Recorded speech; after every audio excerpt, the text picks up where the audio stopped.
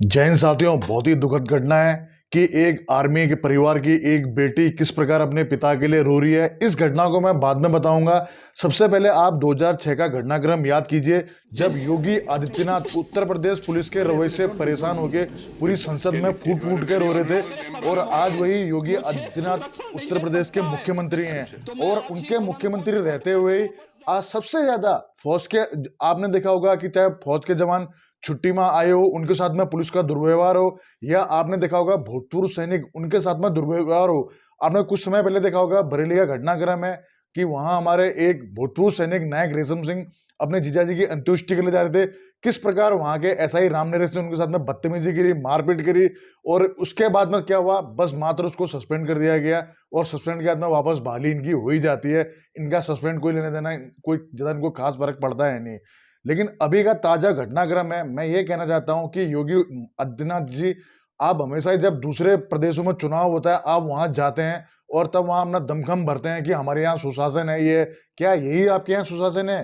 क्या यही ऐसा होता है कि यहाँ फौजी न तो सेवारत सैनिक सुरक्षित है, न भूतपूर्व सैनिक सुरक्षित है, न उनका परिवार सुरक्षित है?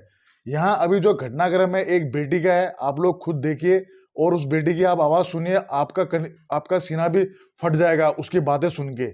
उसी प्रकार एक उसके फौजी, उसके फादर जो कि बरेली में जाट रेजिमेंट में है, वो भी नेक्स्ट सुधा, जबकि रेजिमेंटल सेंटर बरेली में है। और एक घटना है मेरठ की, और बात सिर्फ इतनी सी हुई कि वहां दो गुटों का आपस में कुछ झगड़ा हो गया। पुलिस उनके आई थी कि आखिर हुआ क्या है, तो उतने में इन्हीं परिवार का, यानी कि इन्हीं जो हमारे जीशो साहब हैं, इनका बेटा कहीं से आ रहा था। तो पुलिस ने उनसे मतलब एक जो रॉबियल तरीके में पूछा होगा कि कहाँ घूम रहा है, ऐसे उसे उस तरीके से। उसने बस इतना बोला कि सर आप ये चीज तमीज से भी तो बोल सकते हैं, अच्छी तरह भी। तो वो उनको बोलने लग गया कि तमीज सिखाओगे, औकात सिखाओगे, ये वो करके थोड़ा ऊंची आवाज में बात कर दी। उसके बाद में उसके फादर को फादर आए तो बोला क्या हो गया, तो उन्होंने बोला ऐसा। तो अब आपको पता है कि आर्मी वाले का क्या होता है कि हमारा बोलना नॉर्मल नहीं होता, थोड़ा तेज होता है, स्पष्ट होता है, क्योंकि हमारी सिखलाई यही है, लेकिन हमेशा एक डिसिप्लिन में रहते हुए। तो वो फौजी से उल्टा उनके ऊपर में केस कर दिया, 307 का उनके ऊपर में अटेम्प्ट टू मर्डर का केस लगा दिया। 8 दिन से वो हवालात में हथकड़ी पहना के उनको जेल ले जाया गया। अब आप बताइए कि एक सेना के जवान के साथ में इस प्रकार का व्यवहार सही है क्या? उसी के परिवार में उसके चाचा और भी हैं जो कि सीआरपीएफ में है, उनको भी जेल में डाल दिया गया। उसके एक चाचा यूपी पुलिस में है, उनको भी जेल में डाल दिया गया। और एक चाचा उनके लॉयर हैं, उनको भी जेल में डाल दिया गया। मैं आप लोगों से यह कहना चाहता हूं कि जो भी हमारे फौजी संगठन है, उनको इस चीज में, संगठन का मतलब एक ऑथेंटिक संगठन जो कि हमारा जिला सैनिक कल्याण बोर्ड है, वो भी मुझे लगता है कि सिर्फ खाली बस जो एक रिटायरमेंट सैनिक अपने डॉक्यूमेंटेशन के लिए लेके जाता है, वहां सिर्फ उनके ऊपर में कानून झाड़ने के लिए है। लेकिन उनके क्षेत्र में इस प्रकार की अगर कोई घटना हो जाती है तो उसको न्याय दिलाने के लिए वो भी कुछ नहीं है। अगर ऐसा होता तो आज ऐसा घटनाक्रम नहीं होता।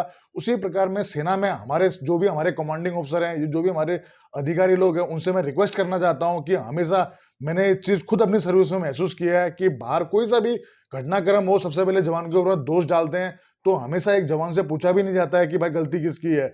अधिकतर हमें यही सिखाया जाता है कि आप किसी से बोलेंगे नहीं, किसी से उलझेंगे नहीं, और यही डर डर में आदमी बस ये इसी प्रकार के पुलिस वाले हावी होते हैं। आप इस बेटी का वीडियो देखिए और अपनी राय कमेंट्स में जरूर दें। और मैं आप जो भी उत्तर प्रदेश के जो लोग भी हैं उनसे कहना चाहता हूं कि जब भी कोई नेता आपके यहाँ वोटों की भीख मांगने आए तो उसको जरूर बता देना कि तूने किया क्या है और तेरे राज्य में ऐसा हो रहा है, इसका जिम्मेदार कौन है, उससे सवाल जरूर पूछेगा।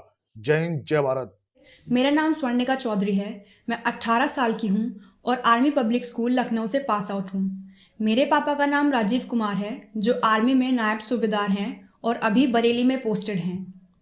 3 तारीख को मैं अपने माँ, पापा और 2 छोटे भाइयों के साथ अपने गांव खटकी किला परीक्षित गढ़ मेरठ आई, क्योंकि मेरी बुआएं माता पूजने की रस्म अदा करने के लिए आने वाली थी।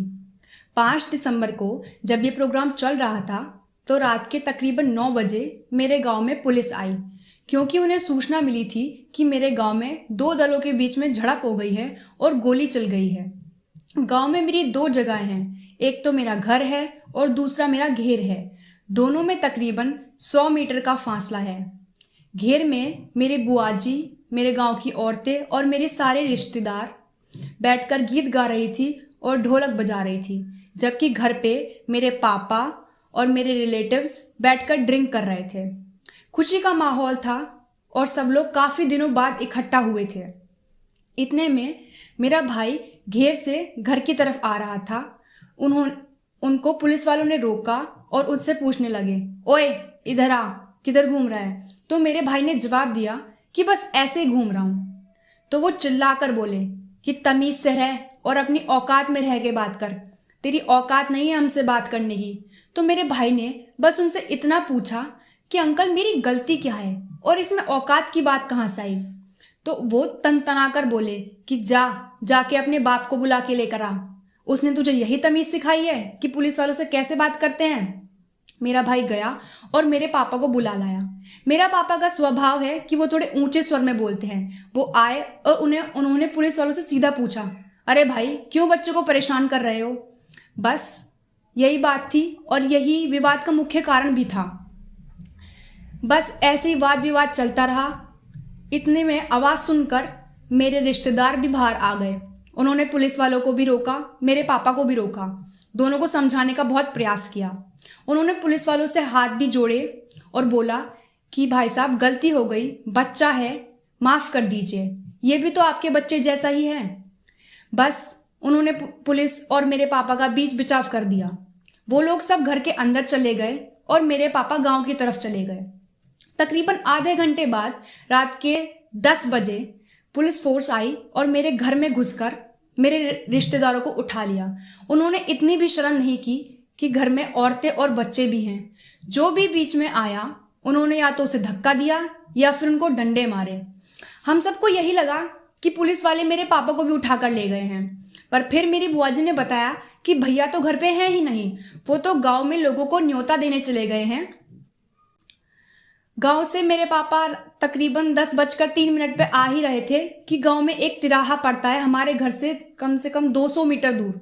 वहां पर पुलिस वालों ने उन्हें रोक लिया। मेरे पापा आराम से आ रहे थे, उन्हें अंदाजा भी नहीं था कि पुलिस उन्हीं का इंतजार कर रही है। उन्हें लगा कि पुलिस, उनका मामला तो अब ठंडा हो चुका है, पुलिस तो अब उस गोलीबारी वाले दल को ढूंढने के लिए आई है।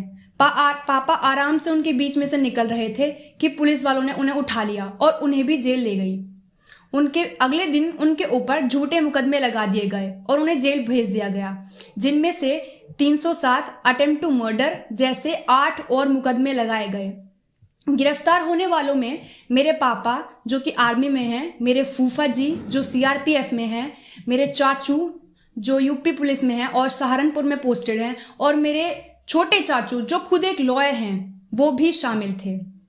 अब आप लोग ही बताइए, वो लोग पिछले 8 दिनों से जेल के अंदर हैं और वो भी बिना किसी संगीन अपराध के। तो क्या ये सही है?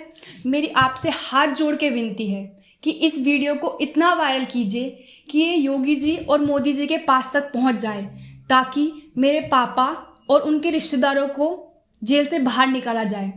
उनकी तो कोई गलती भी नहीं है। उन्होंने ऐसा कौन सा अपराध कर दिया गया है जिसकी उन्हें इतनी बड़ी सजा मिली? पुलिस के मेरे पापा और उनके रिश्तेदारों को उठाकर ले जाने के बाद मैंने अपने ताऊजी को फोन किया और उन्हें सब बताया। तब से थाने से लेकर कोर्ट कचहरी की कार्रवाई तक वही संभाल रहे हैं और इसका विवरण वो आपको खुद देंगे। नमस्ते, मेरा नाम स्वर्णिका चौधरी है।